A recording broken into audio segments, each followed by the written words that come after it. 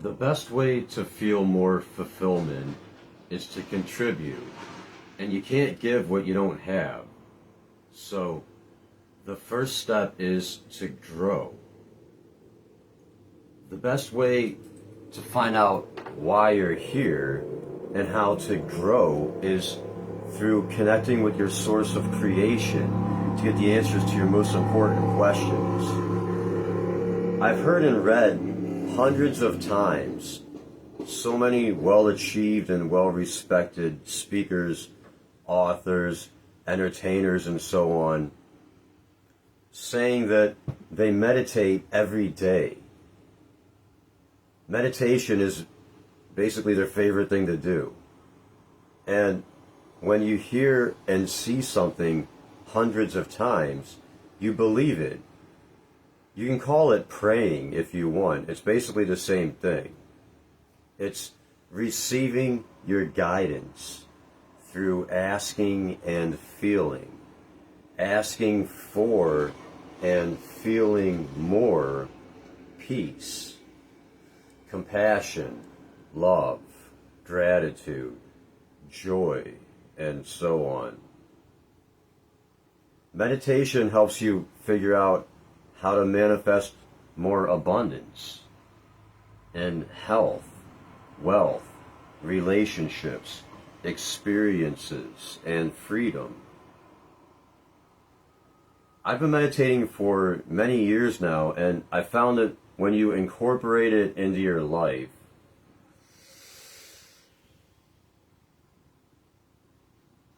it becomes as natural as breathing.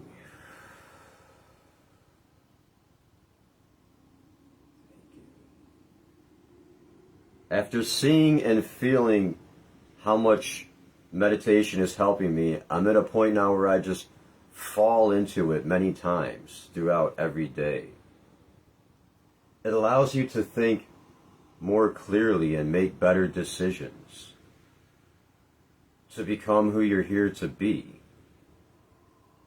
It makes everything easier, helps you stay centered and balanced and in flow. So if you think you're too busy to meditate, then you can't afford not to, because meditation gives you more time. Time is the most valuable thing we have because it's the only thing that's limited.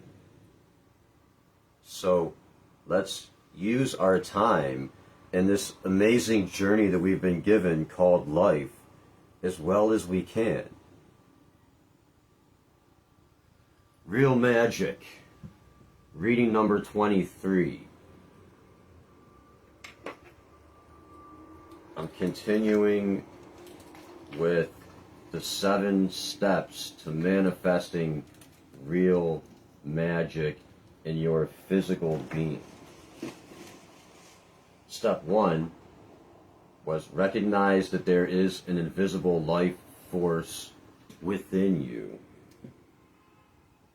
Step 2 is know that your thoughts originate with you. Step 3 is realize that there are no limits. And now we're on step 4. That's the first sentence is italicized. It says, know that your life has a purpose.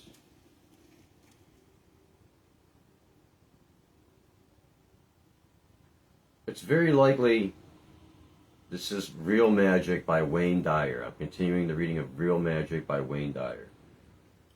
It's very likely that your physical body has been as purposeless as your non-physical self. Everything on the planet has a purpose, including your visit here as a human being. It's part of the perfection of this inexplicably divine and perfect universe. You must get your body to purpose as well. And I want to talk on this for a bit because I want to add to this that everything has a purpose. Every moment of your life, everything that happens in your life has a purpose. Probably heard it all happens for a reason. Everything happens for a reason. You've probably heard that, right? Everything happens for a reason. Well, when you trust and know this,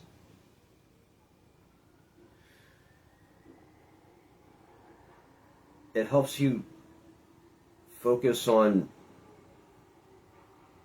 growth and understanding that it's all happening for you to help you become who you're here to be, to help you grow into what you're here to be.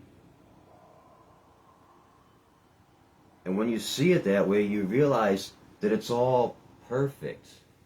It's all good.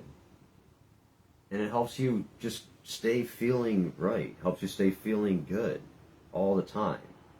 When you're starting to think that you're living in chaos, just know it's all perfect.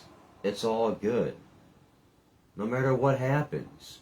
When you just know that whatever happens is good, it's all happening for you. You're saying to yourself all the time, it's all happening for me. Then you just know that it's all good. You know, I mean, it helps you move forward. It helps you look forward. One step back equals 2 steps forward.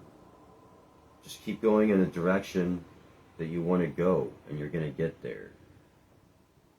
It's all good. It's all good. Know that it's all good. So you broke up with that person. Great. It's time for you to move on. It's all good. So you lost that job. Great. Perfect. That's the best thing that ever happened to you. You're not supposed to be at that job. Time to find something better. 2 steps forward. It's time for 2 steps forward. Whenever you're not feeling good, stand up and take 2 steps forward. How can you take 2 steps forward? Get quiet. Ask your source of creation, why is this happening for me? What am I supposed to be getting from this? Where do I go now? And then just listen, just breathe and listen for the answer. And it'll come to you. And then do it. When it comes to you, do it. Okay. Back to the book. The question, quote, what is the lesson here? Must now be applied to your physical self. Seriously seek to discover the lesson embedded in your inability to accomplish certain tasks. The physical breakdown that you are experiencing, or the addiction to substances that you suffer, you can then switch from focusing on suffering to learning what you can from your illness, accident, or addiction. Remember this method. I described it, Wayne Dyer says, I described it as the path of enlightenment through outcome in chapter 1. It's the path preceding that of purpose. First comes suffering, second is outcome, and third, purpose. At purpose, you no longer need to be focused on what the lesson is, because you know that your entire life is about giving and serving and reaching out to others.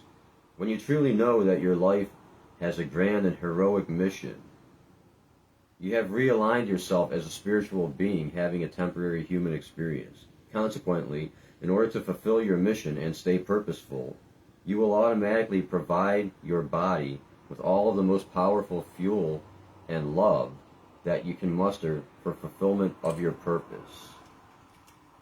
You will find yourself wanting to exercise frequently, and you will do it with love and appreciation for the perfection that your body represents.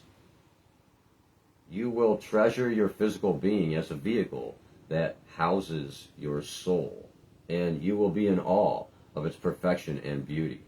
You will not have any judgmental, ugly thoughts about it ever, because you will know in your heart that your purpose is about love and serving. And this means having harmonious, giving thoughts toward everyone and everything, including your body.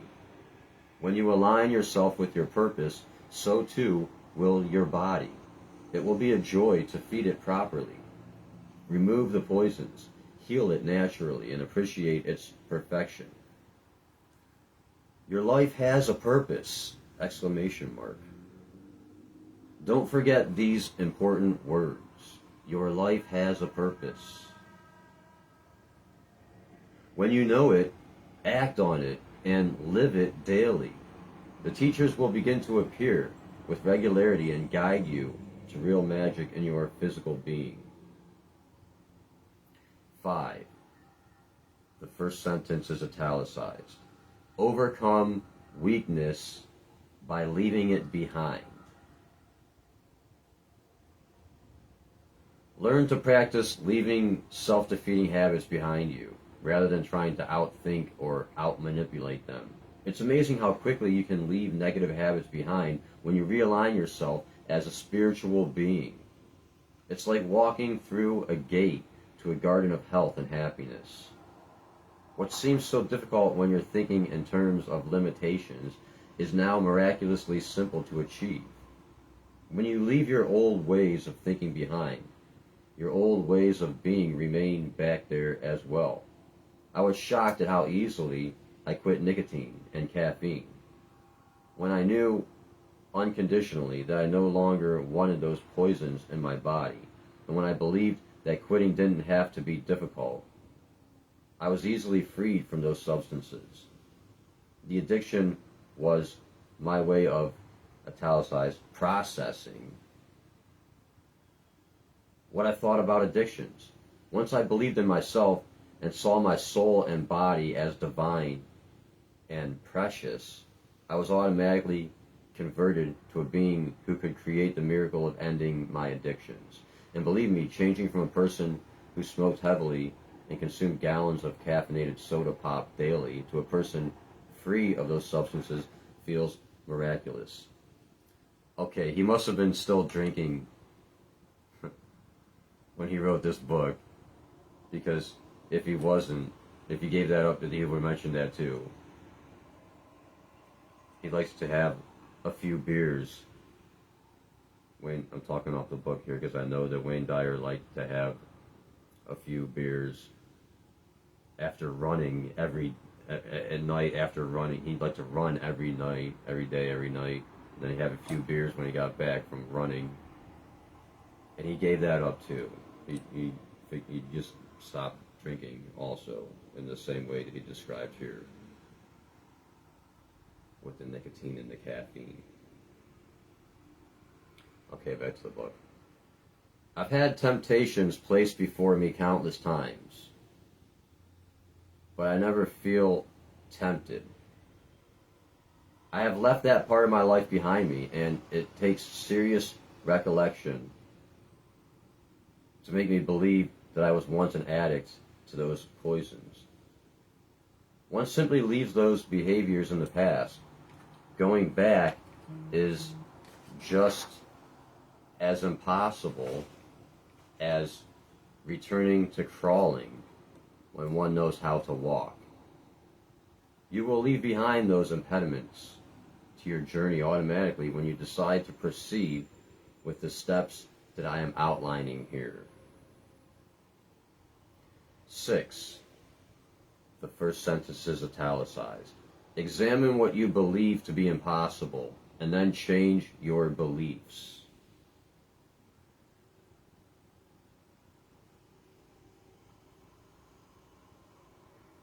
If you think that cancer is incurable, you will come to know there's no truth in this position for you. If you think you are relegated to a lifetime of addiction or disease or discomfort, you will re-examine that belief and begin to apply real magic thinking in its place. The words, quote, "it's impossible," are symbols for thoughts.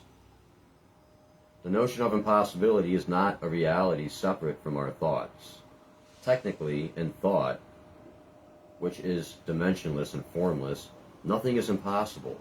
Your body, which appears to you to be a solid mass, upon closer examination is empty space, or consciousness. In fact, as we've seen, empty space dominates all matter, and the more powerful the microscope, the more you can see that. All the way to infinity, matter is composed of empty space, or you'll recall, as Robert Frost poetically described it, quote, the secret that sits in the center and knows.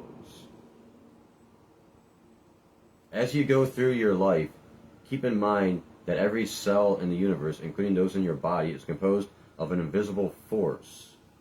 Forget about how to pronounce what it has come to be called, or how to spell it or label it. Know it's there, and that nothing is impossible in this dimension, including your ability to use that life force to make of your life, in the physical sense, all that you want it to be.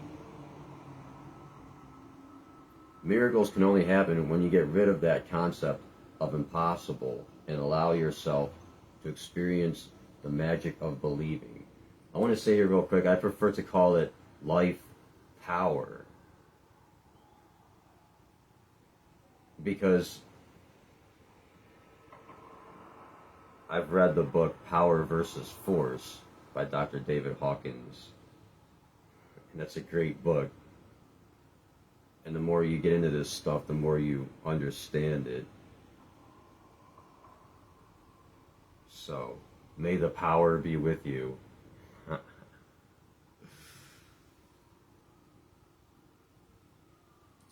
That's all I'm going to say about that right now. Number 7. The first sentence is italicized. Go beyond logic. That's italicized. Go beyond logic. Abandon heavy reliance on your rational mind as your guide.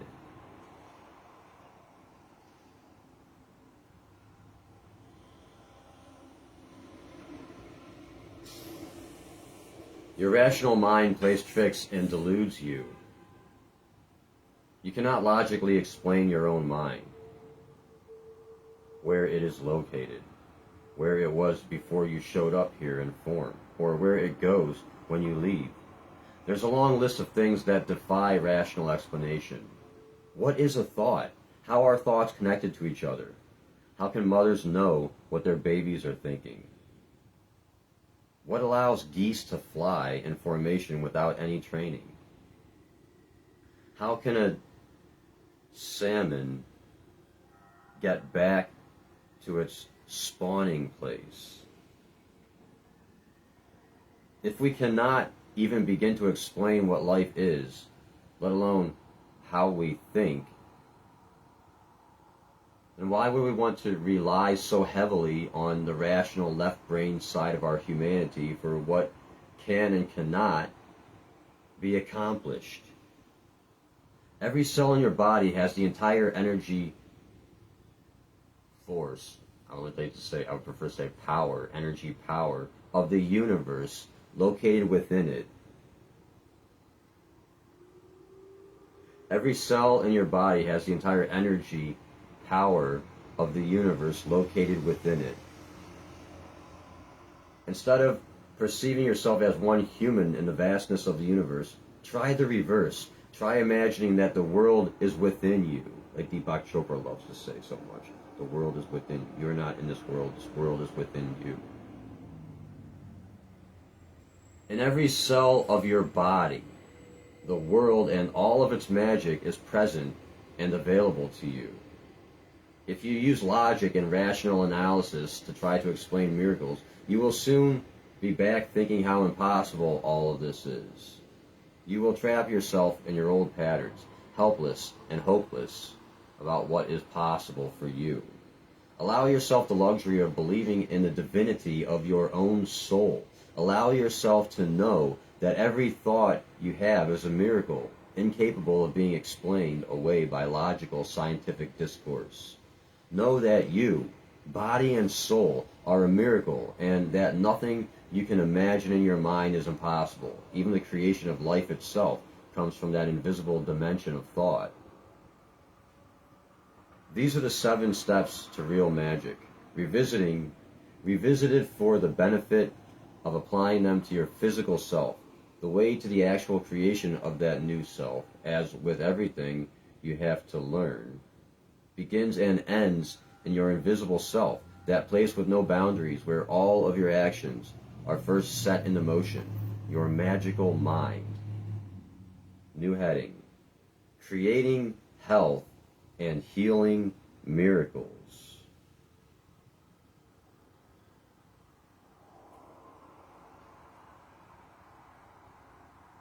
Creating health and healing miracles. Jose Silva, the Silva Mind Control Method, the founder of the Silva Mind Control Method, is a man I've admired for a long time. I have used the Silva method of visualization for many years. It has helped me, Wayne Dyer says, it has helped me overcome illnesses and accidents and avoid surgery. I was able to heal myself of a hernia that I had been advised would require surgery. Obviously, I have a great deal of faith in the power of the mind to heal and assist us in creating higher and higher states of health. The following quote is from the preface to Silva's powerful book called You, the Healer. You, the book's called You, the Healer. I concur totally with his statement. This man has helped millions of people tap into their minds to create perfect health. I urge you to look for his books and tapes and even attend his training sessions around the country. Okay. This is an insert here. You need not live a life of sickness. You need not die from ill health. It is your natural state to be healthy. It is your right to live a perfectly healthy life, right up to the day you die of natural causes. End quote. Strong, powerful words. What else could you possibly want for yourself in your physical body? Simply to be healthy, happy, fully alive, and free from sickness. Yet so many of us are not even close to accomplishing this. Several years ago, my wife and I spent some time on the island of Bali in the South Pacific. We were fascinated by the way the people there related to each other. They had very little in the way of physical possessions, living mostly on an average family income of less than $50 a month. But it seemed to matter little. There was a noticeable and much appreciated silence about the people, even in the large families where the children slept on dirt floors under straw roofs, and they looked into each other's eyes rather than each other's wallets. But what we didn't realize until we returned home was how unhealthy we Westerners appear, contrasted with the Balinese. After arriving in San Francisco to catch another flight to the East Coast, Marcy and I simultaneously looked at each other as we sat down on the plane with the identical reaction. We were jolted by the appearance of most of the passengers. The people all around us, for the most part, showed evidence of anxiety in their skin and eyes, and they looked so overweight. We hadn't seen any of this on Bali, where, though the people lived in poverty, there was abundant healthy food thanks to its location in a lush rainforest climate on the equator. We saw not one overweight body and no one who appeared to be physically out of shape.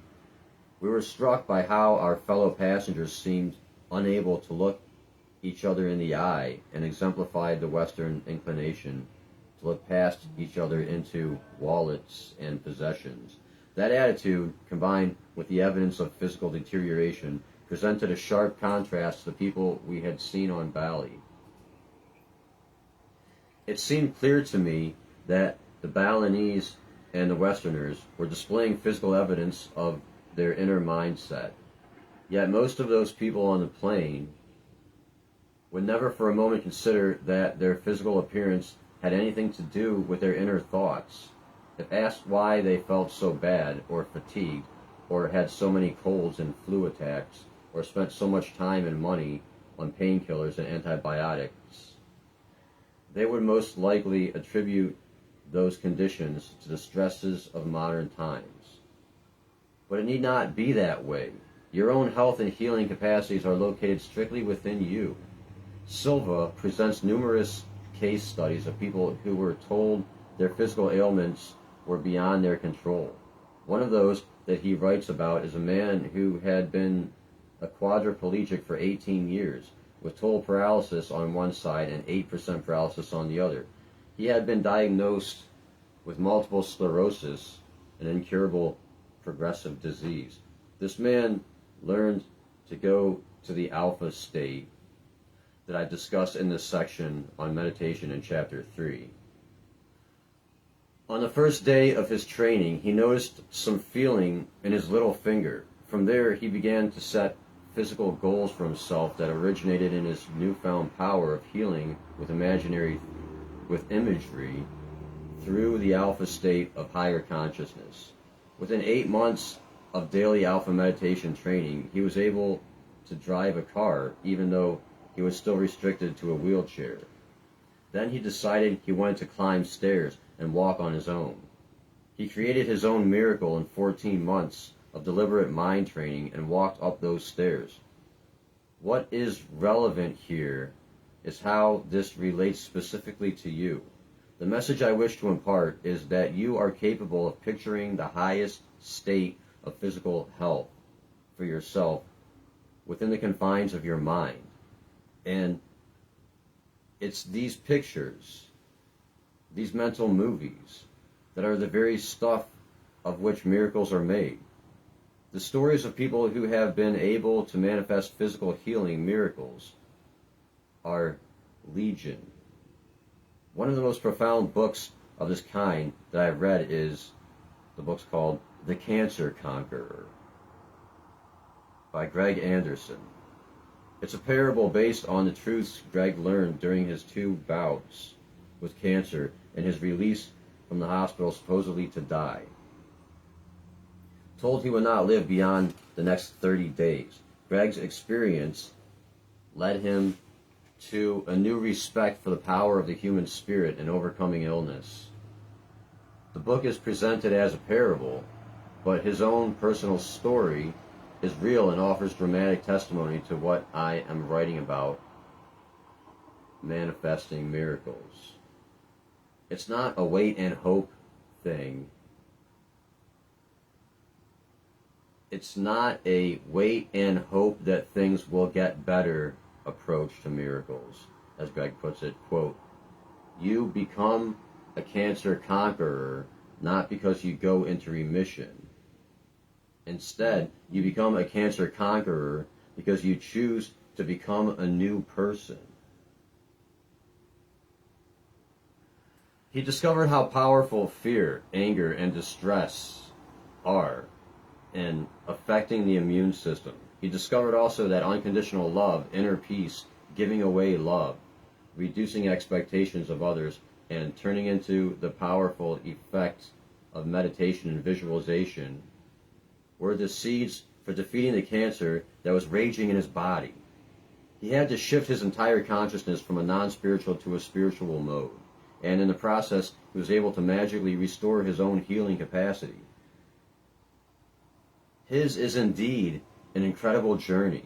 I recommend that you read his wonderful book and share it with everyone you know who is diagnosed with cancer.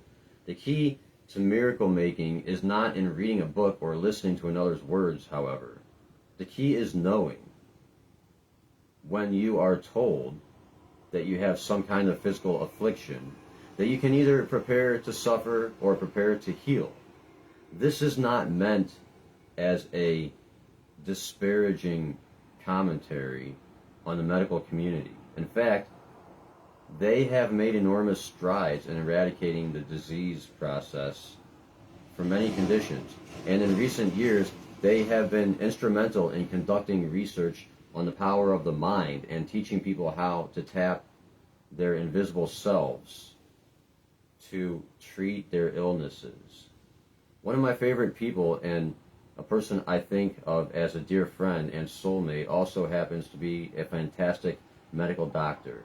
He is Deepak Chopra, a man I've referred to already.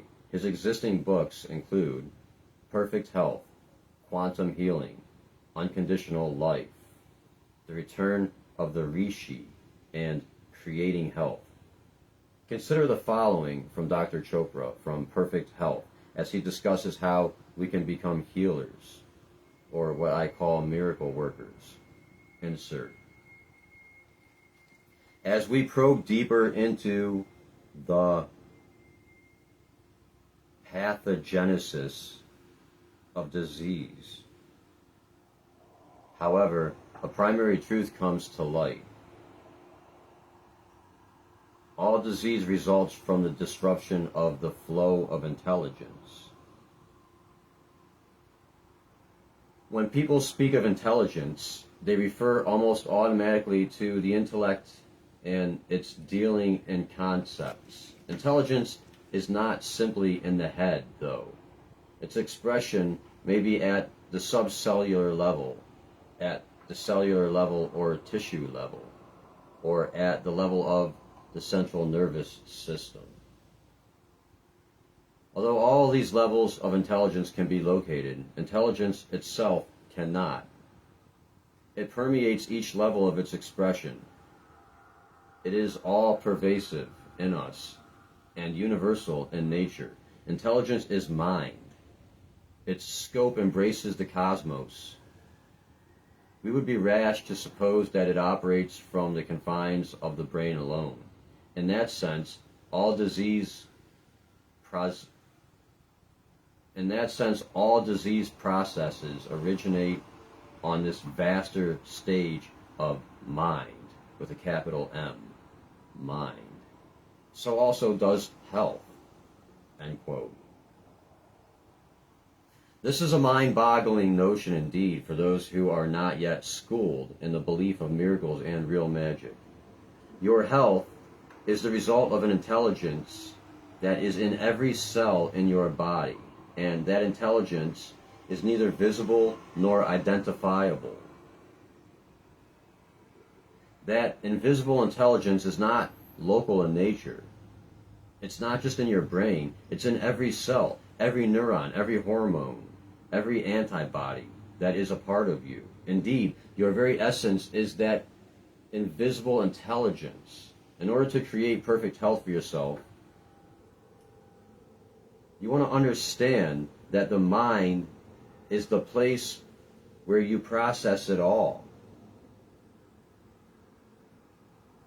You have to understand the mind is the place where you process it all and decide about the physical reality you will experience.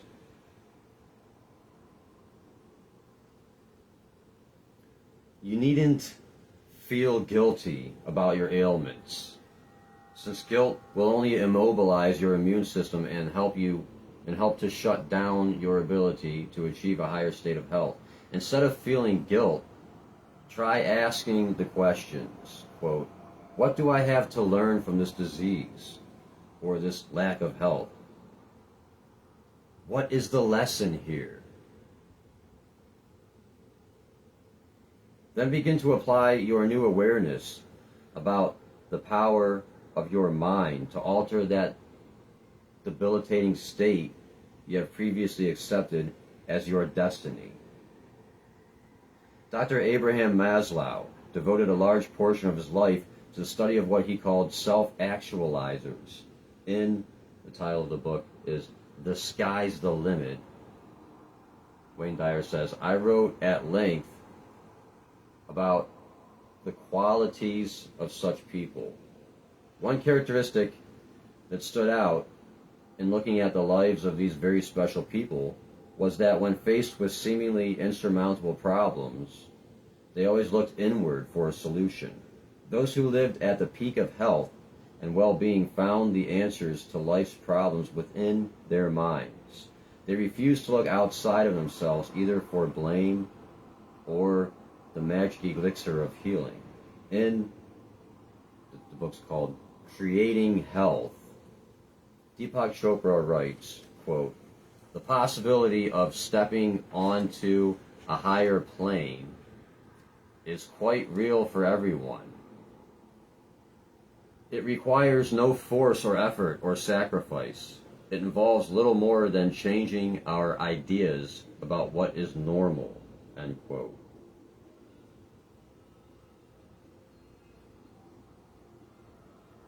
Wayne Dyer says, "I have chosen not to include a long series of case studies of people who have overcome incurable illnesses because that's not my purpose in writing this book. I am writing to you, to that invisible intelligence that permeates your body.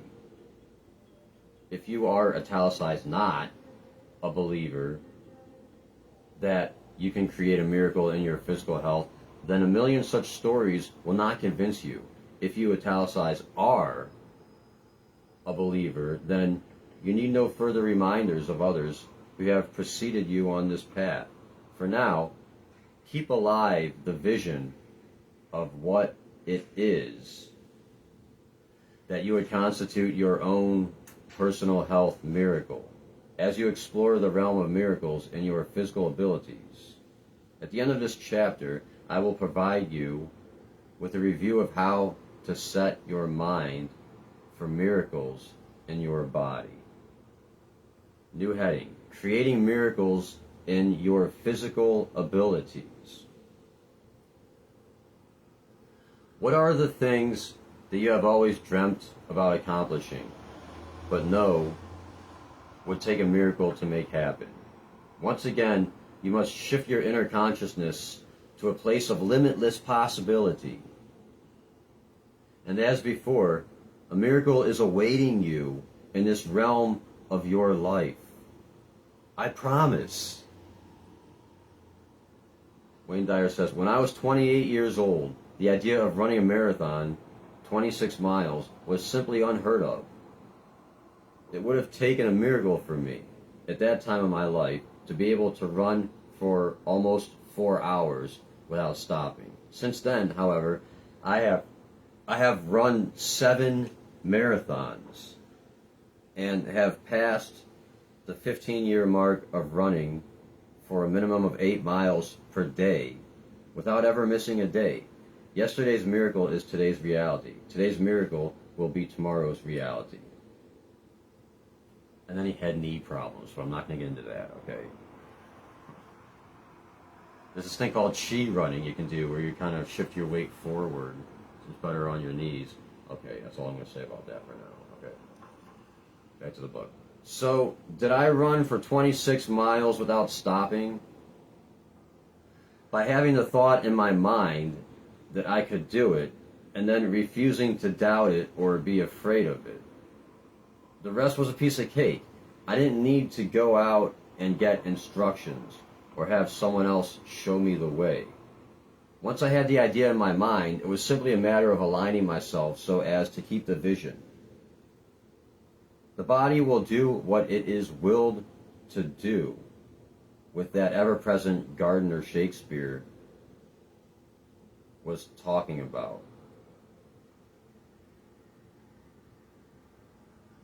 The body will do what it is willed to do with that ever-present Gardner Shakespeare was talking about.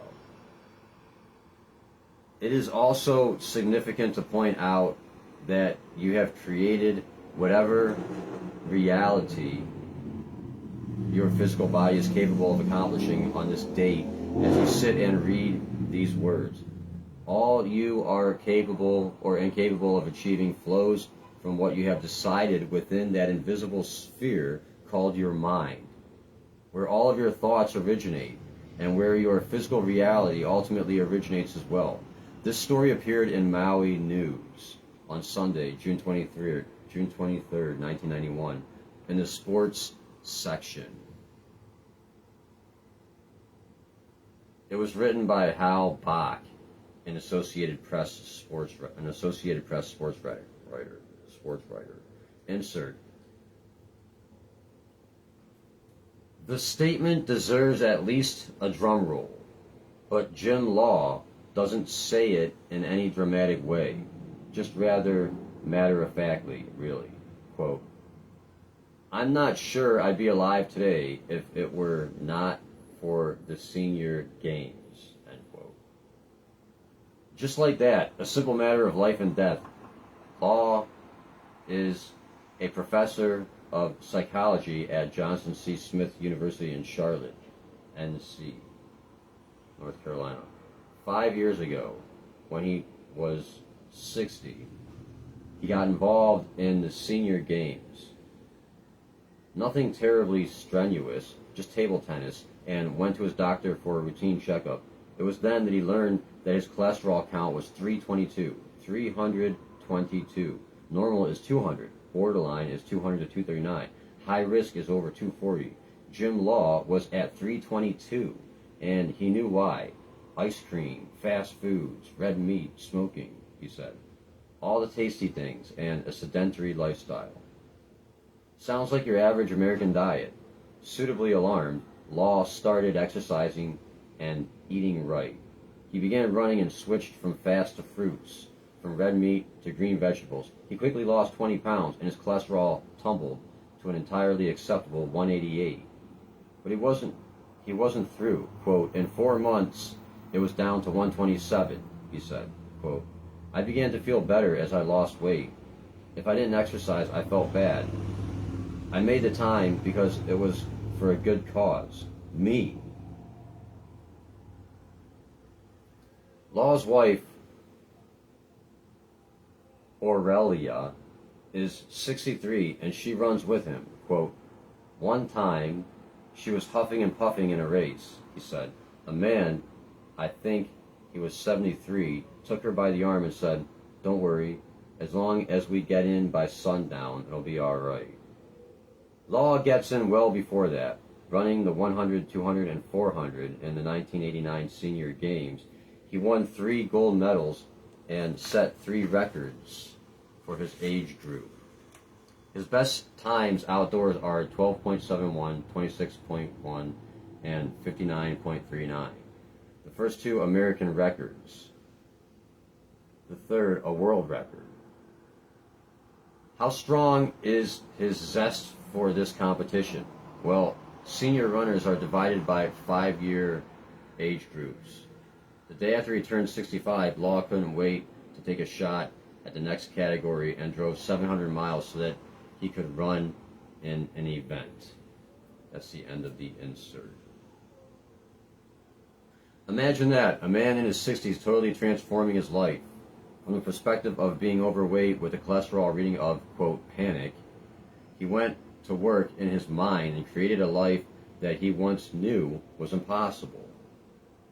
When he knew it was impossible, he acted on his thoughts by eating ice cream and watching television. When he knew something else was possible in his mind, he acted on those new thoughts, and a miracle occurred in his life. You have the inner capacity to imagine for yourself anything that is in the realm of real magic. Anything. Once you have that vision, you will be able to use the steps provided throughout this book to make that miracle your reality. And you will receive all of the divine guidance that you need in the process. This goes for virtually anything you can visualize for yourself as an accomplishment that now seems impossible. The same strategy for manifesting miracles in your physical accomplishments applies to all other areas of your life. Real magic can be accessed only if you shed the doubt and fear and convert yourself to a spiritual being. Let me tell you about the experience I had in this area of getting to level 1, to a level I had never before experienced. One that I thought was impossible to achieve for myself until I became an authentic spiritual being having a human experience. I was playing a tennis match against a very fine tennis player, and We had been battling each other in the hot sun for over 3 hours. I had won the first set, and Tom had won the second set, and then something very strange began to happen. I sensed there was a presence with me on the tennis court telling me something. I had been meditating for several years at the time, and I was completely convinced that one could access divine guidance, or what we tend to call intuition. Of course, no one can explicitly define inner knowing or intuition, but we all know whereof we speak when it's mentioned. The strangest thing began to happen. I could not score one single point, yet I was playing outstanding tennis. Tom seemed to be in what experienced tennis players call a zone, and what others call, quote, flow, as discussed in Chapter 5. Others call it being unconscious. He could not miss a shot, and even balls that I hit directly at him at a high rate of speed when he was retreating to protect himself would somehow bounce off his racket and land in my court for his winner. It was as if my invisible guide were somehow laughing at me, and soon I began to laugh out loud at what was happening. At one point, Tom hit a high lob over my head that was heading for the fence. I looked up, and it was going out of bounds by 6 feet at least. Suddenly, out of the stillness, a wind that wasn't there a moment earlier picked the ball up way above my head and literally blew it back, and it landed smack on the back baseline for a winner. I was dumbfounded. This kind of miracle making had gone on for game after game, and an inner voice was saying, quote, lighten up, Wayne. Don't take this so seriously. Don't want it so much. Relax. Have fun. And everything will work out exactly as it should, as you want it to. Whatever. End quote. I began to know I wasn't alone out there, and I was being taught a valuable lesson. I lost 5 consecutive games at the beginning of the third set, yet somehow I knew if I kept my poise, stopped fighting and being frustrated, and sent love and congratulations to Tom, it would be fine. I was behind 0-5, and yet I had been playing excellent tennis. As we changed courts to play out the match, I was literally told, quote, meditate your way through the rest of the match. Let go, and treat this game as a meditation. End quote. I cannot believe the transformation that took place. I let go of everything in my physical world. I mean everything. The surroundings, the sun, the people gathered around watching the match, the court, my racket, everything. I went totally into my mind and began repeating my mantra. My brain went to alpha immediately, and I felt that incredible lightness of being I described earlier when writing about meditating. I could not even see my opponent. I actually became one with the ball. Everything turned around. I could not miss a shot. I felt as if I could fly, even though we had been playing in the hot sun for hours. My legs felt strong, and I had the internal knowing that I could get to any ball. When we changed courts, I simply repeated my mantra over and over silently and felt a wonderful, euphoric high. I won 7 straight games without losing more than a few points. Tom said to me at the conclusion of the match, what happened to you out there? You even looked different. I've never seen you concentrate like that. You seem so confident and so peaceful. I don't even feel bad losing after being ahead 5-0. Because I played great, but you somehow transcended yourself for 7 straight games. End quote.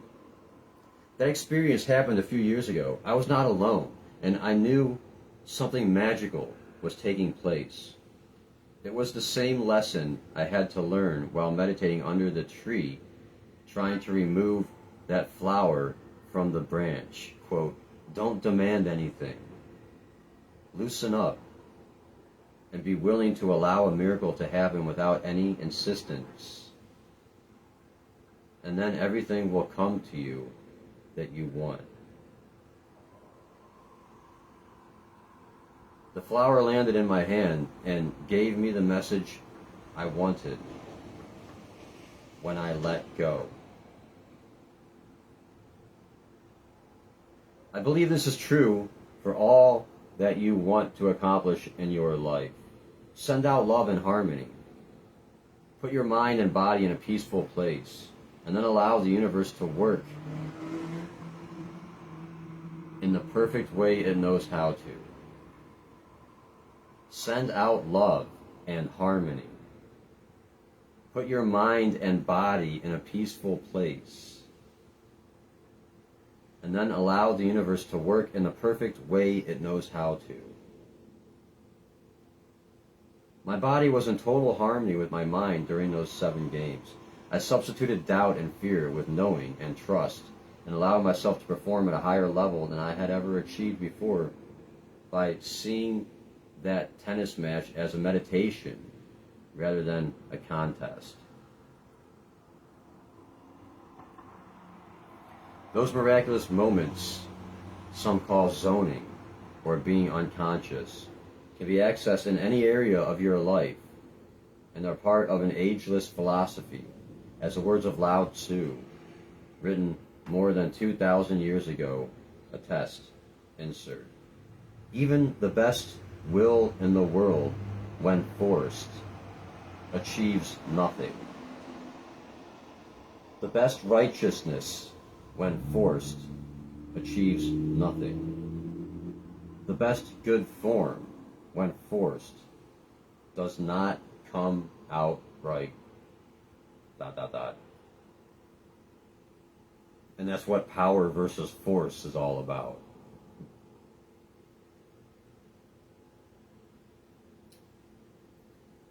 Your great physical accomplishments that are yet to come are indeed miracles for you as you contemplate them today. Go within to the peaceful solitude of your mind. Access the higher part of yourself and know you are not alone. Stop competing with others and use your mind to allow your physical self to go to its highest level. Follow the guidelines for creating a miracle mindset that I have presented at the end of this chapter. New heading, a word about addictions and miracles. If you have spent a portion of your life addicted to something that is toxic to your body, I'm sure that in your mind, freedom from that substance or activity would constitute a miracle. If you have been a victim of an eating disorder or spent time in which you knew your body was out of shape because of some behavior on your part, a miracle for you would be to be free from that condition. If you have found yourself addicted to nicotine, caffeine, marijuana, cocaine, alcohol, or even harder drugs, and simply have been unable to shake your reliance on these substances, then being clean and physically free from these substances would indeed constitute your miracle in the physical realm. Most people have built up a defense system from their particular addictions, and they argue for and defend their habits. They find themselves trying to convince others that their addiction is not really a problem, that they could quit if they wanted to, or that they could transform their lives if they so chose. Quote, "What's the point in living if you can't enjoy yourself?" is their defensive credo. Addicts, which include almost everyone on some level, really want others to believe they do not have a problem. Inside, in that invisible place where truth keeps smacking one in the face, despite external denials, all addicts know they have a problem, and that they would rather not be poisoning themselves. They believe they just need more courage or strength or will to change. You can get all the help that is available to you. Join the right support groups. Get the best medical and psychological attention available in the world. And still, when you change your old habit and experience the miracle of ridding yourself of an addiction, you must do it alone. You must make that decision with your mind and then carry it out in the physical material world. No one else can do it for you, and neither will you if you see yourself as only a physical being. It has to come from that invisible place from within. It's important to remind you, once again, that the universal law that has allowed anyone to ever overcome a serious addiction has not been repealed. It does not matter how far down you have gone. You have within you the ability to make a miracle of your life and rid yourself of addiction. Here's one letter written to me a while back from a woman who put her life back on, quote, health and created a miracle. When the student was ready, truly ready, the teacher appeared. This is not a fictional story. I have met Kathy and appeared with her on national television where she had the courage to tell her story to millions. Dear Wayne, after reading your books, listening to your tapes, all of them, and at least 1,000 times, and finally getting the opportunity to see you speak in person last May here in Seattle, I am ready to write to you. Ready, I say, because when I first heard a tape of yours years ago, I gathered everything I could find on you to feed my painful, quote, crush on you. The crush that turned into awe, the awe that turned into admiration, and the admiration that turned into an understanding that for whatever reason you have become a mentor in my life. I do not want to bore you with the detailed story of how you literally saved my life. I'm sure you get letters like this by the hundreds, but I want you to know where I came from, to understand how far I have come and the impact you have had on my life. In 1982, I was just finishing a year in my life that had thrown me into the utter depths of my own reality. A prostitute with a thirst for vodka and cocaine, I had been married at 17, divorced at 22, and had 4 abortions and attempted suicide twice. I met my present husband, who had a strong attraction for prostitutes and a serious cocaine habit, just about this time. We began feeding each other's nightmares, and our despair doubled. Our lives began a fast track of staying, quote, up for days and on end, drinking and doing drugs. I remember waking up one morning and thinking to myself, I won't live to see 30 years old. I'm going to die. One day I was in a bookstore purchasing a book for my sister's birthday when I noticed some cassette tapes on the stand. For some reason I was intrigued by these cassette tapes on, quote, How to Change Your Life. I saw your face on the front of one of these cassette boxes and moved toward it. I know how strange this sounds, but from that moment on, my life totally changed. I bought every tape the bookstore had available by you and purchased all your books. I asked my husband to listen to them, and together we listened to tapes day in and day out. Somehow I found the Nightingale /Conant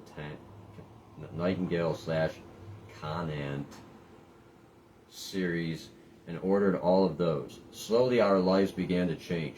Without going to one rehabilitation center, AA, or one support group, we had been drug and alcohol free for over 5 years now. We are living a life we thought would be beyond our wildest dreams. We have a beautiful home. We own a corporation and 2 separate companies, and we are in the process of starting our family. We are in total control of our lives and feel limitless. I have longed to see you in person, which I did last May. Then I wanted to thank you. It's impossible to explain why someone I have never met became such a strong force in my life, but it really does not matter. The point is, our lives are changed forever, and the one thing I have learned is that there is nothing more flexible than the human spirit, and we may never know what moves us toward any direction, good or bad. I want to thank you from the bottom of my heart for just doing what you're doing, putting information, quote, out there that is more needed than you could ever imagine. You are changing lives, Wayne, by the thousands. Thank you for listening to your higher self and sharing with us. Warmest personal regards, Kathy. For Kathy, who now is a proud and beautiful mother, a happy, successful businesswoman, and in a very spiritual marriage and partnership, her life is a miracle. Who could have thought back in 1982 such an outcome was a possibility? Miracles in your physical world, whether they be healing yourself or achieving maximum physical health, ridding yourself of an addiction or accomplishing a longed for achievement, all depend on how you, as a spiritual being, choose to use your invisible mind and the guidance that is available to you. Here are some specific suggestions to make this your own personal reality and a brief review of the miracle mindset necessary for creating miracles. New heading, Manifesting Miracles in Your Physical Realm, is where I'll begin the next reading on page 234.